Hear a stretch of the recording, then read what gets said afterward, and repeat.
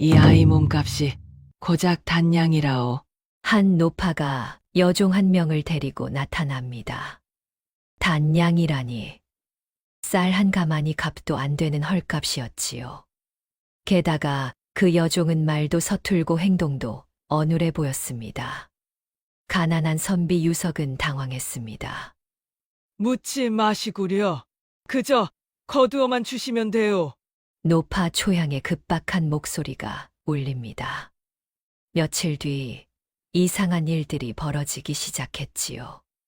과연 단량에 팔려온 이 여인의 정체는 무엇일까요? 이야기는 그날 유석이 장터에서 초양을 만나던 순간부터 시작됩니다. 사연 시작 전 구독과 좋아요를 꼭 눌러주시고 어디서 듣고 계신지 댓글로 적어주시면 그곳으로 행운이 가득하길 기원하겠습니다. 그럼 지금부터 이야기 시작하겠습니다. 옛날 옛적 명종 임금님의 말년이었습니다. 조정에는 간신배들이 득실거리고 하늘에서는 비 한 방울 내리지 않았지요. 봄이 지나고 여름이 와도 땅은 갈라졌고 가을이 되어도 곡식은 여물지 않았습니다. 호남의 작은 고을 연풍현도 마찬가지였지요. 장터에는 굶주린 백성들이 떠돌았고 잿빛 하늘 아래 사람들의 눈빛에는 끝없는 불안만이 감돌았습니다. 바람은 날마다 스산하게 불어왔고 누구도 내일을 장담할 수 없는 혼란의 시대였지요. 그 고을에 유석이라는 청년이 살고 있었습니다. 한때는 제법 이름난 선비 집안의 외아들이었지요. 아버지는 생원시에 합격한 분이었고 어머니는 현숙하기로 소문난 양반대 교수였습니다. 하지만 세월은 무정했습니다. 어머니는 유석이 10살 때 세상을 떠났고 아버지는 그 충격으로 병을 얻어 자리에 눕고 말았지요. 집안은 순식간에 몰락했습니다. 유석은 생계를 위해 장터 일을 도우며 하루하루를 근근히 버텼지요. 마른 체구에 남루한 옷을 걸쳤지만 눈빛만은 또렷하고 똑똑한 청년이었습니다. 인내심이 강했고 남을 잘 못 거절하는 성품이었지요. 속은 깊었으나 표현이 서툴렀습니다. 유석의 유일한 가족은 병중인 아버지뿐이었습니다. 한때 생원이셨던 아버지는 이제 기침조차 제대로 하지 못하는 처지였지요. 약값을 구하기도 어려운 형편이었습니다. 고을에는 탐욕스럽고 음흉한 이방 섬한 귀가 있었습니다. 관아의 실세로 군림하며 백성들을 착취하는 자였지요. 유석에게는 다행히 조력자가 하나 있었습니다. 장터의 노파 초양이었지요. 오래전부터 유석을 도와온 인물이었습니다. 그리고 머지않아 유석의 삶에 한 여인이 들어올 예정이었습니다. 아직 그 정체는 아무도 모르는 일이었지요. 유석의 하루는 해 뜨기 전에 시작되었습니다. 병든 아버지께 미음을 올리고 장터로 향해 품팔이를 하는 것이 일상이었지요. 곡식을 나르고 짐을 옮기고 때로는 글을 대신 써주기도 했습니다. 하지만 요즘 들어 고을 분위기가 심상치 않았습니다. 장터에 나온 사람들은 수군거렸지요. 지난달부터 정체 모를 실종 사건이 이어지고 있다는 소문이었습니다. 처음엔 행상 하나가 사라졌고 그 다음엔 과부댁 머슴이 종적을 감췄지요. 모두 흰 비단과 관련이 있다던데. 쉿, 함부로 입 놀리지 마시게. 귀신이 곡할 노릇이야. 그 즈음 장터에 낯선 상단이 나타났습니다. 비단을 팔고 약재를 거래한다고 했지요. 하지만 어딘가 수상한 구석이 있었습니다. 유석은 알 수 없는 불길함을 느꼈습니다. 그날도 유석은 장터에서 일을 마치고 돌아가려던 참이었습니다. 노파 초양이 급히 달려왔지요. 유 도련님, 오늘 도련님을 도울 사람이 생길게요. 초양은 여종 한 명을 데리고 왔습니다. 20살쯤 되어 보이는 여인이었지요. 고개를 푹 숙이고 있어 얼굴은 제대로 보이지 않았습니다. 이 아이 몸값이 고작 단냥이라오. 도련님 집에서 거두어 주시구려. 유석은 황당했습니다. 단냥이라니 말도 안 되는 값이었지요. 초향마님, 이게 무슨... 묻지 마시구려. 그저 거두어만 주시면 돼요. 여종은 말이 서툴렀고 행동이 어눌했습니다. 유석은 설명할 수 없는 불편함과 연민을 동시에 느꼈지요. 유석은 밤새 고민했습니다. 이상한 여종을 계속 둘 것인가, 돌려보낼 것인가. 딴냥이라는 값도 수상했고 초향마님의 급한 태도도 석연치 않았지요. 무엇보다 아버지의 병수발에 여종 하나를 더 먹일 형편이 못 되었습니다. 하지만 새벽녘 아버지의 방에서 나온 유석은 마음을 굳혔지요. 여종은 아버지 곁에서 조용히 이불을 개고 있었습니다. 서툰 손놀림이었지만 진심을 다하는 모습이 역력했지요. 밤새 아버지 기침 소리에 잠도 제대로 자지 못한 듯 눈가가 붉었습니다. 내 이름은 무엇이냐? 여종은 대답 대신 고개만 더 깊이 숙였습니다. 유석은 한숨을 쉬었지요. 좋다. 당분간 이곳에 머물거라. 집안일을 하나하나 가르쳐 주마. 여종의 어깨가 미세하게 떨렸습니다. 고마움의 표시인 듯했지요. 며칠이 지났습니다. 여종은 정말로 모든 것이 서툴렀습니다. 밥을 짓다 태우기도 하고 빨래를 하다 옷을 찢기도 했지요. 하지만 포기하지 않고 계속 노력했습니다. 유석은 인내심을 갖고 하나하나 가르쳤습니다. 불을 피우는 법, 쌀을 씻는 법, 바느질하는 법까지 말이지요. 그런데 밤마다 이상한 일이 벌어졌습니다. 어디선가 낮고 낯선 울음소리가 들려왔지요. 여우 소리 같기도 하고 사람 소리 같기도 했습니다. 처음엔 유석만 들었는데 나중엔 아버지도 들었지요. 석아, 저 소리가 무엇이냐? 아버님, 걱정 마십시오. 제가 살펴보겠습니다. 더 기묘한 일은 여종의 행동이었습니다. 유석에게는 순한 양처럼 따랐지만 관하 관속이 지나가기만 하면 벌벌 떨며 숨었지요. 어느 날 유석은 우연히 발견했습니다. 여종의 손목에 희미하게 빛나는 옅은 무늬가 있었지요. 달빛 아래서만 보이는 신비로운 문양이었습니다. 무언가를 감추고 있다는 확신이 들었습니다. 사흘째 되던 날, 이방 서만귀가 찾아왔습니다. 유선비, 들어가도 되겠나? 허락도 없이 안으로 들어선 서만귀는 집안을 둘러보았지요. 날카로운 눈초리로 구석구석을 살폈습니다. 근래 이 집에 여종을 들였다지. 유석은 침착하게 답했습니다. 그러하옵니다. 병든 아버님 시중을 들 사람이 필요했습니다. 어디서 데려왔는가? 장터에서 샀습니다. 서만귀의 입꼬리가 비틀어졌지요. 정체 모를 여종을 함부로 들이면 큰일 나는 법이네. 당장 관하로 데려와야겠어.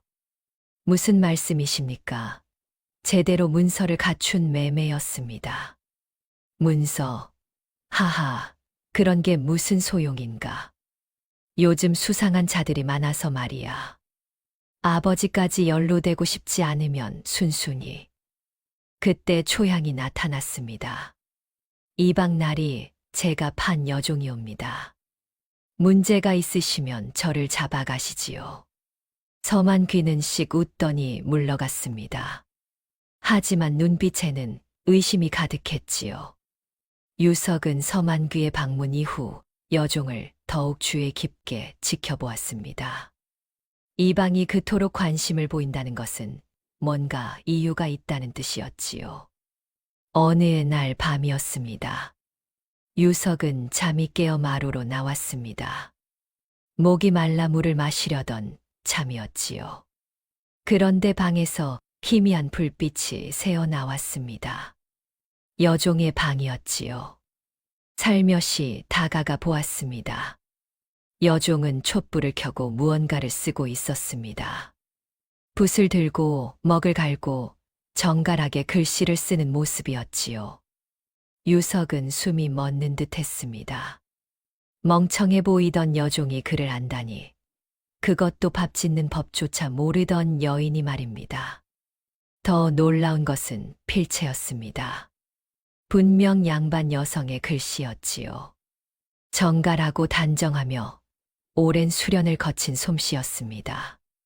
유석은 조용히 물러났습니다. 다음 날부터 여종을 대하는 시선이 달라졌지요. 이 여인은 누구인가?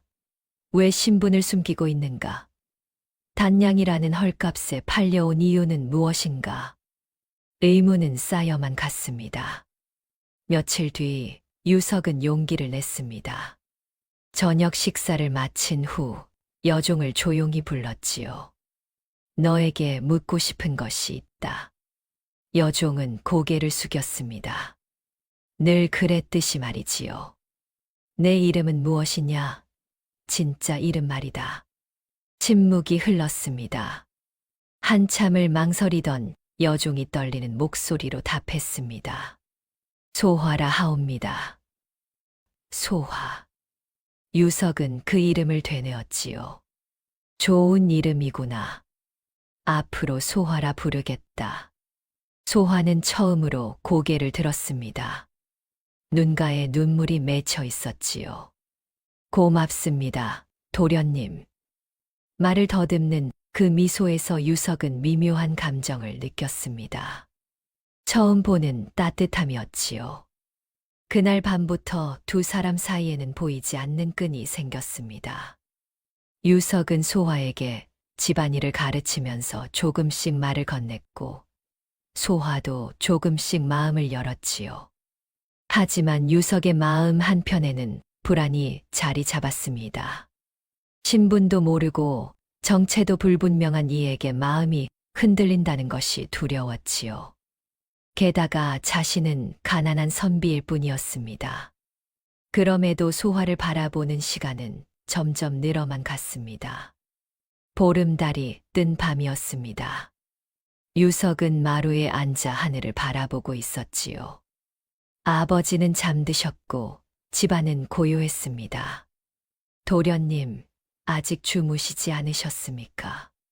소화가 차를 들고 나왔습니다. 요즘은 제법 집안일에 익숙해진 모습이었지요. 소화, 너는? 유석은 말을 멈췄습니다. 물어서는 안 될 것 같았지요. 하지만 소화가 먼저 입을 열었습니다. 도련님께서 궁금해하시는 것을 알고 있습니다. 제가 누구인지 말이지요. 유석은 놀라 소화를 바라보았습니다. 말하지 않아도 된다. 내가 원치 않는다면. 아니옵니다. 도련님께는 말씀드려야 합니다. 도련님 때문에 화가 미칠 수도 있으니까요. 소화는 깊은 숨을 들이쉬었지요. 저는 백운서가의 서녀입니다. 본명은 백소하옵니다. 백운서가. 유석도 들어본 이름이었습니다. 한양에서도 손꼽히는 명문가였지요. 하지만 10여 년 전 영모에 연루되어 몰락했다는 소문을 들었습니다. 집안이 풍비박산 날 때 저만 살아남았습니다. 초향마님께서 저를 데리고 도망쳤지요. 소화의 눈에서 눈물이 흘렀습니다. 유석은 알 수 없는 감정에 휩싸였지요. 동정도 아니고 연민도 아닌 그저 그녀를 지켜주고 싶다는 마음이었습니다. 소화는 떨리는 손으로 품속에서 작은 옥함을 꺼냈습니다. 이것이 제가 지켜온 것입니다. 백옥서라 하옵니다. 옥함을 열자 오래된 책 한 권이 나타났지요. 표지는 낡았지만 기이하게도 빛이 났습니다. 백옥서. 예, 저희 가문에 대대로 전해 내려온 책입니다. 무엇이 적혀 있는지는 저도 모릅니다. 할아버님께서 돌아가시기 전 이것만은 반드시 지키라 하셨지요. 유석은 조심스럽게 책을 펼쳐보았습니다. 문자는 한자였지만 뜻을 알 수 없는 암호 같았지요. 이방 서만귀와 저 상단 사람들이 이것을 찾고 있습니다. 소화의 말에 유석은 깨달았습니다. 실종된 사람들, 흰 비단, 수상한 상단. 모든 것이 이 책과 연결되어 있었던 것이지요. 그래서 초향마님께서 저를 멍청한 여종처럼 꾸며 도련님께 보내신 것입니다. 딴 양이라는 헐값에 말이지요. 누구도 의심하지 않을 곳으로. 그렇다면 지금 너는 위험에 처한 것이 아니냐? 유석은 벌떡 일어났습니다. 괜찮습니다. 도련님께는 피해가 가지 않도록 제가. 무슨 소리냐? 이미 늦었다. 서만귀는 의심하고 있어. 두 사람은 깊은 침묵에 빠졌습니다. 다음 날부터 상황은 급박하게 돌아갔습니다. 관속들이 집 주변을 배회하기 시작했지요. 겉으로는 순찰이라 했지만 분명 감시였습니다. 아버지도 눈치를 채셨습니다. 서가, 무슨 일이냐? 왜 관아 사람들이 이렇게 자주 오는 게냐? 아버님, 걱정 마십시오. 아무 일도 아닙니다. 하지만 아버지는 아셨지요. 소화 때문이구나. 그 아이를 들인 것이 화근이었어. 아버님, 당장 내보내거라. 우리가 감당할 일이 아니야. 유석은 고개를 저었습니다. 아버님, 아니옵니다. 소화는 아무 죄가 없습니다. 죄가 없고 없고를 떠나서 우리 집안이 휘말릴 일이 아니란 말이다. 아버지는 심하게 기침을 하셨지요. 유석은 황급히 등을 토닥였습니다. 그날 밤 소화는 짐을 쌌습니다. 도련님, 제가 떠나겠습니다. 이 이상 폐를 끼칠 수 없습니다. 안 된다. 하지만 내가 안 된다고 했다. 유석의 단호한 목소리에 소화는 눈물을 흘렸습니다. 사흘째 되던 날, 서만귀가 다시 찾아왔습니다. 이번에는 혼자가 아니었지요. 상단의 우두머리로 보이는 사내를 데리고 왔습니다. 유선비, 소개하지. 이분은 한양에서 오신 장대인이시네.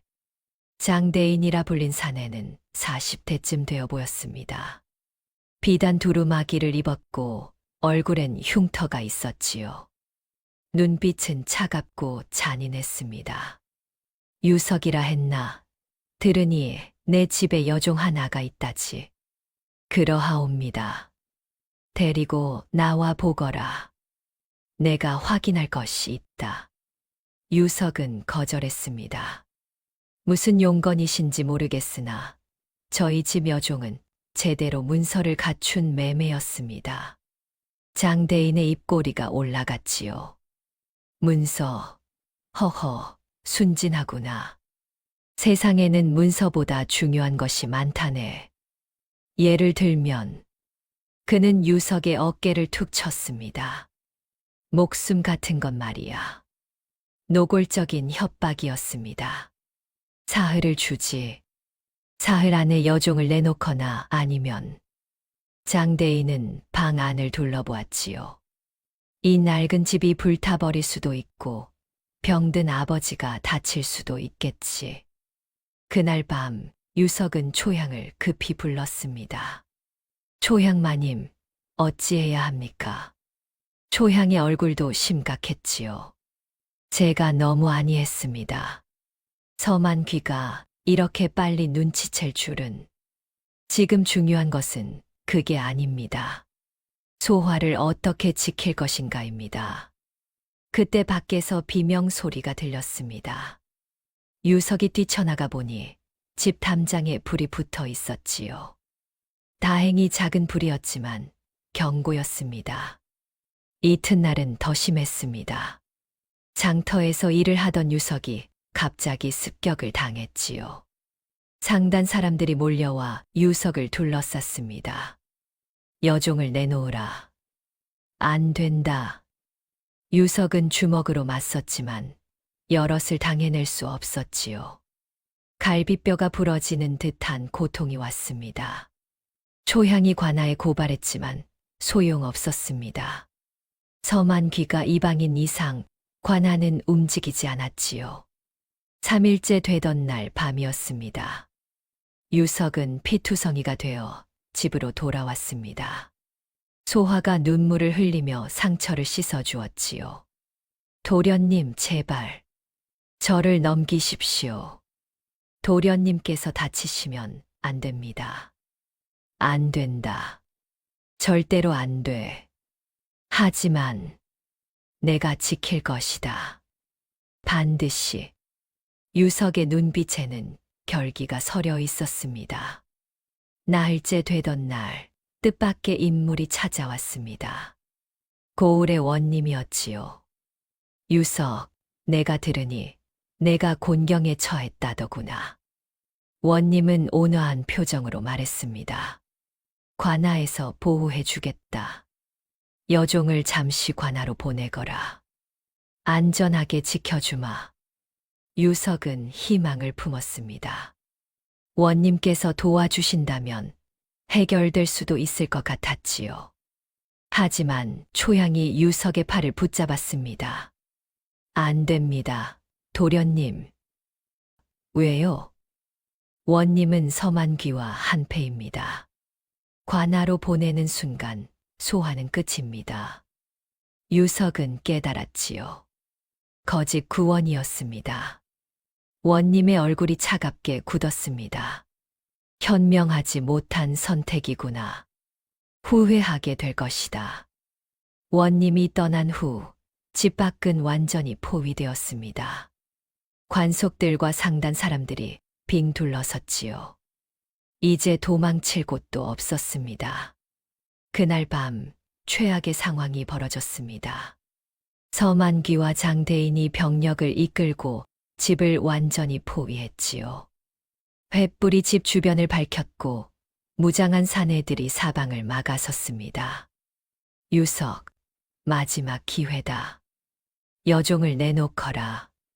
서만귀의 고함이 울려 퍼졌습니다. 유석은 아버지를 부축하고 있었지요. 아버지는 놀라서 의식을 잃으셨습니다. 도련님, 제발. 저를. 소화가 나서려 했지만 유석이 막아섰습니다. 안 된다. 절대로. 그때 관속들이 문을 부수고 들어왔습니다. 유석은 몸으로 소화를 가렸지요. 비켜라, 유석. 안 됩니다. 장대인이 직접 나섰습니다. 그는 칼을 빼들고 유석의 목에 겨누었지요. 마지막이다. 여종을 내놓으면 목숨은 살려주마. 거부하면 칼날이 유석의 목에 닿았습니다. 피가 한 방울 흘렀지요. 소화는 비명을 질렀습니다. 안 돼요. 제가 갈게요. 도련님을 놔주세요. 소화, 안 돼. 바로 그때였습니다. 관속 한 명이 아버지를 끌어냈지요. 의식을 잃은 아버지를 인질로 잡은 것입니다. 아버님, 유석의 목소리가 절규로 바뀌었습니다. 섬한 귀가 비웃었지요. 어떠냐? 아버지 목숨과 여종 중 하나를 선택해라. 유석은 무릎이 꺾였습니다. 모든 것이 끝난 것 같았지요. 소화는 스스로 나섰습니다. 제가 가겠습니다. 아버님을 놔주십시오. 현명한 선택이군. 장대인이 소화의 팔을 잡았습니다. 유석은 절망에 빠졌지요. 힘없이 바닥에 주저앉았습니다. 하지만 바로 그 순간이었습니다. 잠깐, 초향이 나타났습니다. 그녀의 손에는 문서 뭉치가 들려 있었지요. 소화를 데려가기 전에 이것부터 보시지요. 백운서가 몰락의 진실, 그리고 당신들의 정체가 모두 담긴 문서입니다. 장대인의 얼굴이 일그러졌습니다. 그것을 어디서? 20년을 기다렸습니다. 진실을 밝힐 날을 말이지요. 초향은 문서를 높이 들어 보였습니다. 모두 들으시오. 백운서가는 영모로 몰락한 것이 아니요. 모함이었소. 모인 사람들이 웅성거렸지요. 20년 전 당시 영의정이던 장회무는 백운서가의 백옥서를 탐했소. 그 책에는 나라의 보물이 숨겨진 곳이 적혀 있다는 소문이 있었지요. 장대인의 얼굴이 창백해졌습니다. 그래서 거짓 증거를 꾸며 백운서가를 영모로 몰았소. 집안은 풍비박산났고 가족들은 모두 죽거나 흩어졌지요. 헛소리를. 장대인이 고함쳤지만 초향은 멈추지 않았습니다. 당신은 장회문의 아들 장등량이지요? 아버지의 뜻을 이어 백옥서를 찾으려 이 고을까지 온 것이오. 실종된 사람들의 진실도 드러났습니다. 사라진 사람들은 모두 백운서가와 관련이 있었소. 옛 타인, 친척, 거래처 사람들. 당신들은 그들을 잡아 고문하며 백옥서의 행방을 캐물었지요. 흰 비단의 비밀도 밝혀졌습니다. 흰 비단은 신호였소. 백운서가 사람들을 유인하기 위한 덫이었지요. 사람들이 술렁이기 시작했습니다. 서만귀는 당황했지요. 장등량은 분노에 떨었습니다. 증거가 어디 있느냐? 초향은 문서를 펼쳤습니다. 장회문의 친필로 쓰인 계획서, 금전거래 내역, 그리고 백운서가를 모함한 구체적인 방법이 모두 담겨 있었지요. 이것은 백운서가 마님께서 돌아가시기 전 제게 맡기신 것이요. 언젠가 진실을 밝힐 날을 위해 유석은 비로소 모든 것을 이해했습니다. 초향은 단순한 노파가 아니었지요. 20년간 복수를 준비해온 충복이었습니다. 초향의 폭로의 분위기가 반전되었습니다. 모여있던 백성들이 분노하기 시작했지요. 저자들이 사람을 죽였단 말이냐? 내 동생도 실종됐는데 그것도 저놈들 짓이었구나. 장등량은 급히 도망치려 했습니다. 하지만 뜻밖에도 원님이 길을 막았지요. 장대인, 아니 장등량, 어디로 가시려오? 원님의 목소리가 차갑게 가라앉았습니다. 원님, 당신도 한패 아니었소. 한패, 나는 단지 관찰하고 있었을 뿐이오. 당신들이 무슨 짓을 저지르는지 말이오. 원님은 품에서 또 다른 문서를 꺼냈습니다. 이미 한양 가명에 보고했소. 곧 암행어사가 도착할 것이오. 실제로 원님은 서만귀를 의심하고 있었지요. 몇 달째 증거를 모으고 있었던 것입니다. 서만귀는 무릎을 꿇었습니다. 원님 살려주십시오. 제가 잘못했습니다. 늦었네. 백성을 괴롭히고 살인까지 저지른 자에게 용서는 없네. 장등량도 결국 붙잡혔습니다.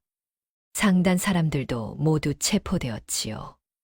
사흘 후 암행어사가 도착했습니다. 모든 죄상이 밝혀졌고 장등량과 서만귀는 한양으로 압송되었지요. 사형이 확실했습니다.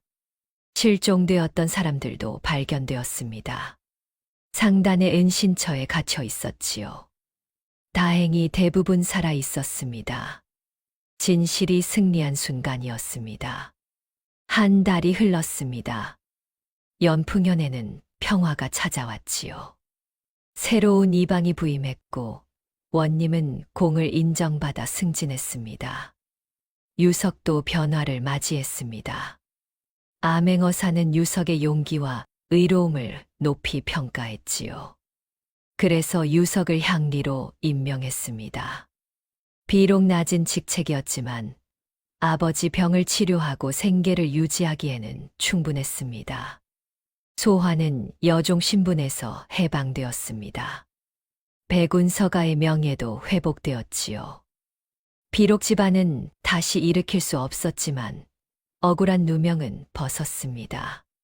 초향은 평생의 소원을 이룬 뒤 조용히 고향으로 돌아갔습니다. 떠나기 전 유석과 소화에게 말했지요. 도련님, 소화 아가씨를 잘 부탁드리옵니다. 이제 이 늙은이는 갈 곳이 있습니다. 초향 마님, 행복하게 사십시오. 그것이 마님께서 원하시던 일입니다. 벚꽃이 흩날리는 봄날이었습니다. 유석과 소화는 새로운 집 마당에서 차를 마시고 있었지요.